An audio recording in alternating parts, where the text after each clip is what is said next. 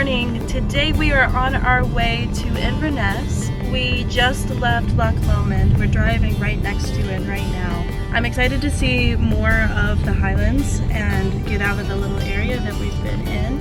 Kelsey, how are you feeling about driving today? We'll talk about it later. I think that's your answer. Our route was going to take us around 4 hours and included a few stops along the way. We made sure to avoid highways so that we could see more of the natural scenery and small towns as we went.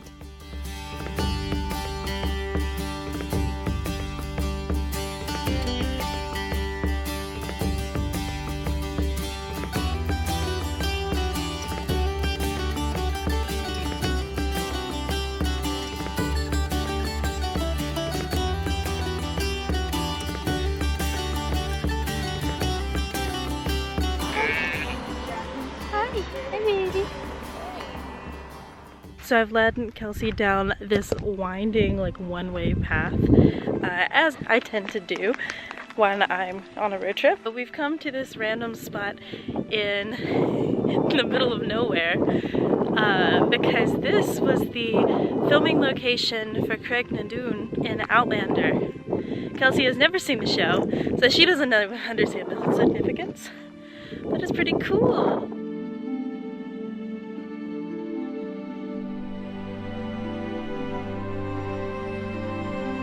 So we're at the top of the hill right now, and the actual stones don't exist. They were CG or they were like built. I'm not entirely sure, but I think I can see like the spaces that they were actually in, and I'm pretty sure that that is supposed to represent the like main stone. And then over here, that's the view where she said it was Inverness. Obviously Inverness is not over there, but that was supposed to be it.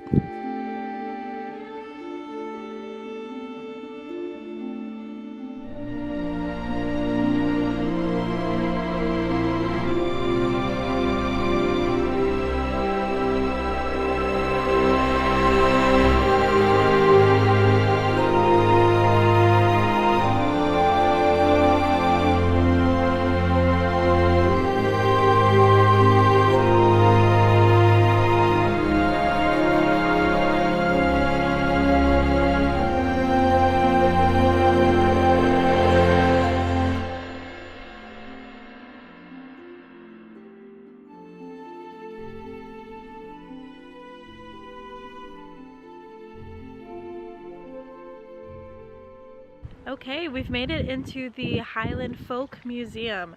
The museum itself is free, but the parking is £2 for cars. It's parking for all day though, so it's not that bad. We are going to try to find something to eat while we're here and then take a look at some old houses and hopefully get a little bit of a glimpse into what it was like living in the Highlands in the old days.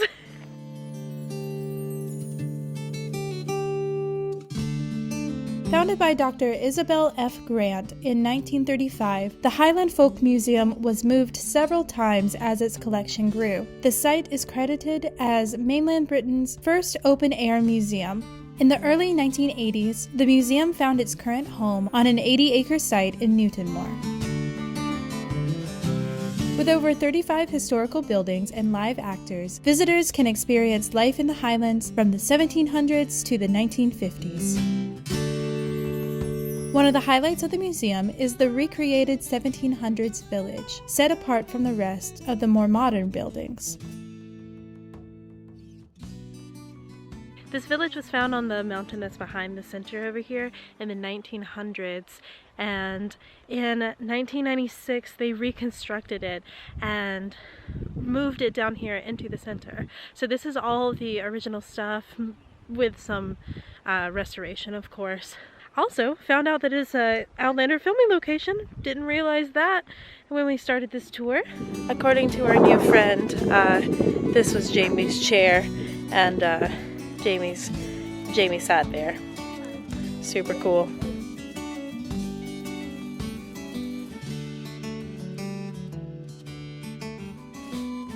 Finally getting to see some Highland COOS. I'm very excited. This is Lucky and Sprout.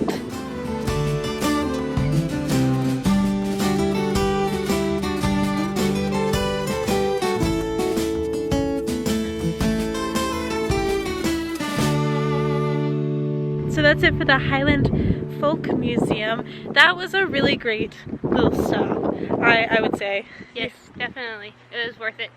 Yes, I would highly suggest coming and checking this place out, especially the 1700s village, and it's a nice and safe way to see some Highland cows as well.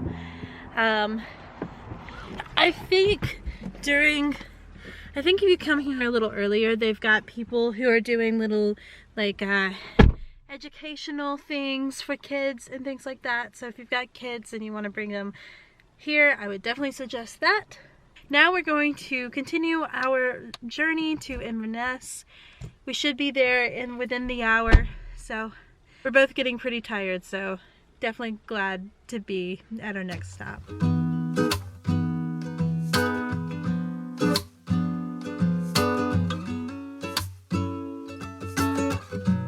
Okay, we've made it to Inverness. We checked into our hostel, got some dinner. We're just strolling around and getting to see the city a little bit. We're gonna go to get some drinks and watch some live music at this bar called Hootenanny.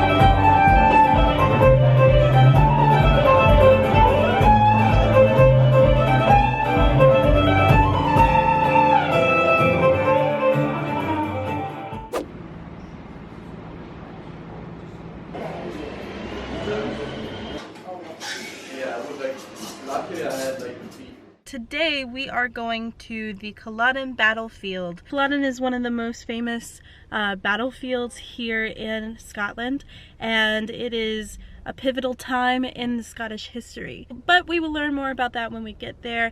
For now, the Culloden Battlefield is only about 15 to 20 minutes away from Inverness. So if you are looking for things to do while you're in this area, that is one of the #1 things to do.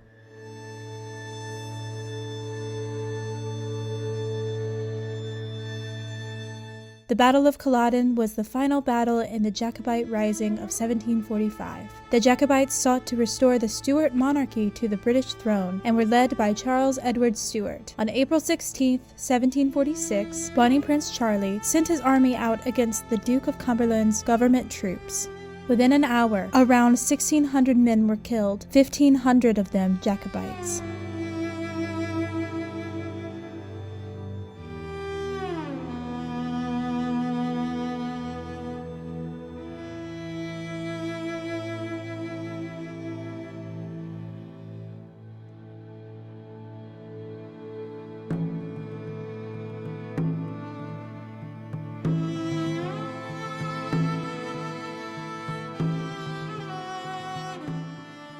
It's a beautiful and peaceful day here, and it's also kind of eerie walking around, seeing the history of this area and then imagining it unfolding in, like, on the moor in front of me.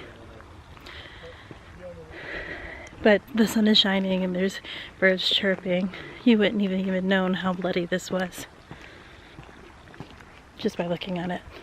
I don't know if you can see from here, but the red flags represent where the first line was for the government army. And then the blue flags along there represent the Jacobite army. And over there, I haven't walked over there, but over there it's supposed to be a lot smoother. But over here it was a rough terrain and it was very boggy. So this section was slowed down a lot. This section is the graves and the markers for the different clans that were killed. Culloden was important to British history for a few reasons. It was the final battle fought on the British mainland and a total defeat of more than half a century of Jacobite conflict. And though it was never considered a fight for Scottish independence, the end of the Jacobites began the end of the Highlander way of life. After the battle, the full force of the government's revenge fell upon the Highlands. The political, military, and judicial power of the clan chiefs was abolished. Jacobite sympathizers were shipped to the colonies as slaves, their homes burned, or they were killed on the spot. Important cultural symbols like kilts, tartans, bagpipes, and even the local language were banned. Scottish Highland culture would never fully recover.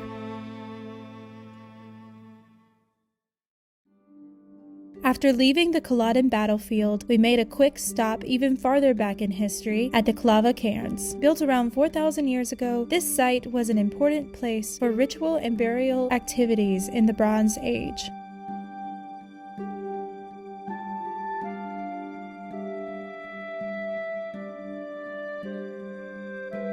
The form of these burial monuments uniquely combines aspects of ring cairns, passage graves, and stone circles.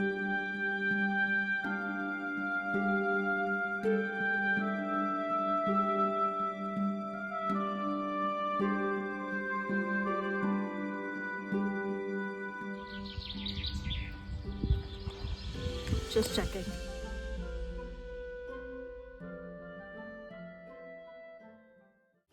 That's it for this episode. Be sure to join us next time as we travel from Inverness to the Isle of Skye for some spectacular views and eventful hikes. Thanks for watching!